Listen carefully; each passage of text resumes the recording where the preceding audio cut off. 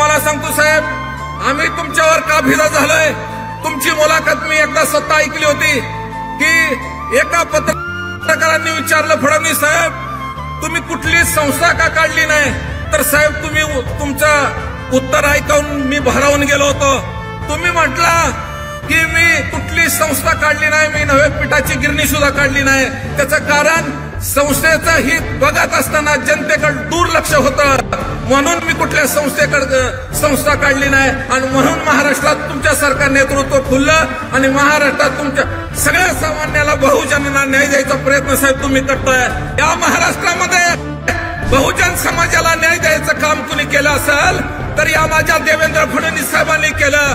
त्याचं उदाहरण सांगतो साहेब, या महाराष्ट्रामध्ये अण्णासाहेब डांगेंना पहिल्यांदा कॅबिनेट मंत्री भारतीय जनता पार्टीने केलं.